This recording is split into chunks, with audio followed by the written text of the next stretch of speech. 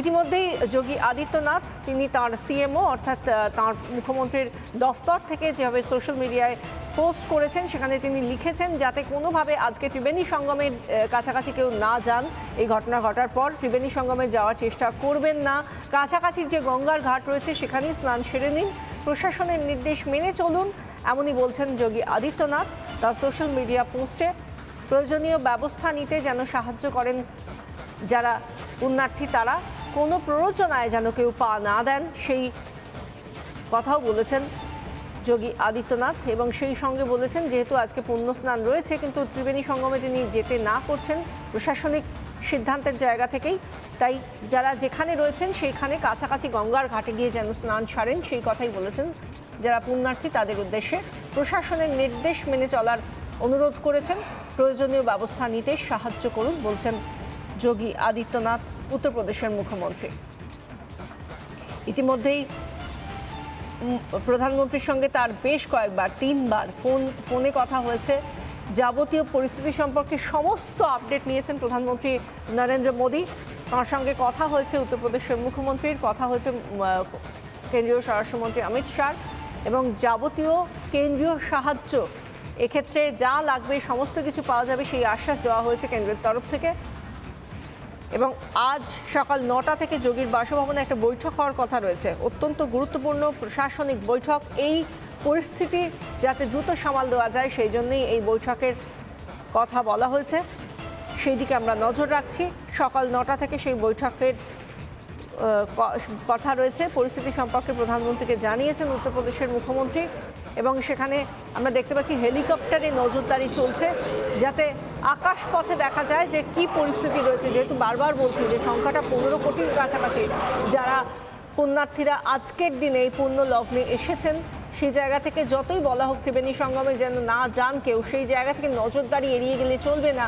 সেই কারণে ক্রমাগত আকাশপথে নজরদারি চলছে, ড্রোনের মাধ্যমে হেলিকপ্টারের মধ্যে দিয়ে সেই নজরদারি চলছে, এবং দেখা হচ্ছে পাখির চোখে যাতে ভিড় কোনো অবস্থাতেই যেন পরিস্থিতির হাতের বাইরে বেরিয়ে না যায়, সেই জন্যই তাদের এই নজরদারি। প্রশাসনিক ক্ষেত্রে কোথাও কোনো রকম গাফিলতি তারা চাইছেন না, এবং যে ঘটনা ঘটে গিয়েছে তার থেকে যেন আর কোনো কিছু অনভিপ্রেত না ঘটে সেরকমটাই প্রচেষ্টা প্রশাসনিক আধিকারিকদের। এবং একের পর একদিকে প্রশাসনিক বৈঠক চলছে, অন্যদিকে যোগী বাসভবনে একটি বৈঠকের কথা রয়েছে, এবং সেই বৈঠকের দিকে আমরাও তাকিয়ে রয়েছি কি বেরিয়ে আসে সেই বৈঠক থেকে, বৈঠকে কারা যান।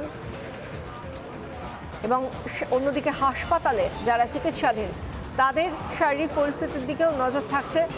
যারা সাধু সন্ত তাঁরা বললেন যে তাঁরা ত্রিবেণী সঙ্গমে এই পুণ্য স্নান করবেন না, তারা যাবেন না, এবং তাদের মধ্যে দিয়ে তারা সাধারণ পুণ্যার্থীদের উদ্দেশ্যেও বললেন যেন বাকিরাও ভিড় না জমান, যেরকমটা আজ মুখ্যমন্ত্রী যোগী আদিত্যনাথের তরফ থেকে অনুরোধ করা হয়েছে।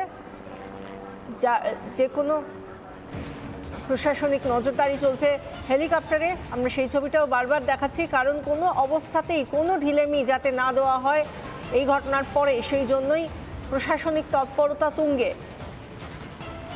আকাশপথে দেখা হচ্ছে কোথাও কোনো রকমভাবে ভিড় বাড়ছে কিনা, কোথাও কোনো রকম হুড়োহুড়ি ধাক্কাধাক্কি চলছে কিনা, সেই গোটা বিষয়টি খতিয়ে দেখার জন্য একদিকে ত্রিবেণী সঙ্গমে এবং লাগোয়া পুরো জায়গায় সেখানে যেমন সেনা মোতায়েন রয়েছে, যেরকম নিরাপত্তা রক্ষীরা মোতায়েন রয়েছেন, পুলিশ মোতায়েন রয়েছেন এবং কমান্ডোরা রয়েছে, সেই জায়গা থেকে আকাশপথেও নজরদারি চলছে, হেলিকপ্টারে নজরদারি চলছে। আমরা সেই ছবি দেখাচ্ছি, গোটা এলাকা চক্কর কাটছে হেলিকপ্টার, একেবারে পাখির চোখ বা বার্ড ভিউ, তার মধ্যে দিয়ে দেখা হচ্ছে ভিড় বাড়ছে না কমছে, ভিড় যদি থেকে থাকে সেটা কতটা পরিস্থিতির একেবারে নিয়ন্ত্রণের মধ্যে রয়েছে। কোনো রকমভাবে যদি নিয়ন্ত্রণের বাইরে বেরোনোর মতো হয় তাহলে তারা সেক্ষেত্রে অ্যালার্ট জারি করবেন এবং তখনই আরও বেশি তৎপর হয়ে উঠবেন। যারা রয়েছেন এই ভিড় সামলানোর জন্য, ভিড়ের মধ্যে যে নিরাপত্তা রক্ষীরা রয়েছেন তারা আরও বেশি তৎপর হয়ে উঠবেন এবং ভিড় সরানোর জন্য তারা প্রস্তুত থাকবেন।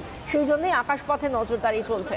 এর আগেও আমরা দেখেছি বারবার, এই ঘটনা ঘটার আগে থেকেই আমরা দেখেছি হেলিকপ্টার প্রত্যেকটা সময় আকাশপথে ঘুরেছে, সেই সঙ্গে ড্রোন দিয়ে নজরদারি, কোনো জায়গা থেকে যাতে কোনো ত্রুটি না থাকে। কারণ বিশ্বের সবথেকে বড় যে ধর্মীয় সমাবেশ, তার মধ্যে অন্যতম এই কুম্ভ, এবং সেই সঙ্গে এবারে 144 বছর পরে যে মহাকুম্ভ, তার জন্য আরও মানুষের ভিড়।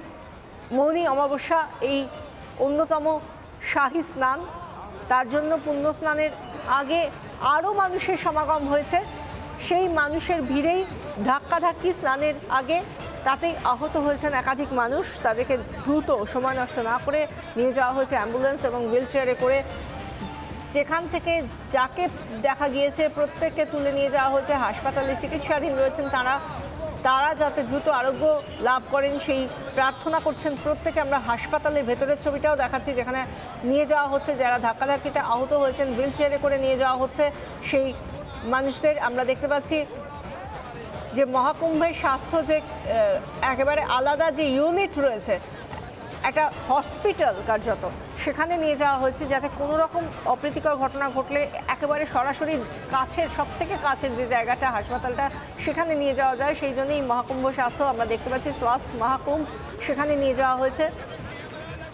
সেখানে তাদের দ্রুত চিকিৎসা করা হয়েছে, দ্রুত চিকিৎসা একেবারে সময় নষ্ট না করে তাদেরকে চিকিৎসা প্রদান করা হয়েছে এবং তারা এখনো পর্যন্ত চিকিৎসাধীন রয়েছেন হাসপাতালে, এমনটাই জানা যাচ্ছে। ত্রিবেণীর ছবিটা দেখতে পাচ্ছেন, যা ভিড় থাকার কথা সেই অনুযায়ী অনেকটাই কম, যেহেতু এরকম একটা ঘটনা ঘটে গিয়েছে যেখানে আমরা বারবার বলছি 15 কোটি মানুষের সমাগমের কথা রয়েছে, কিন্তু সেখানে ত্রিবেণী সঙ্গমে যেতে নিষেধ করা হয়েছে এই ঘটনার পর।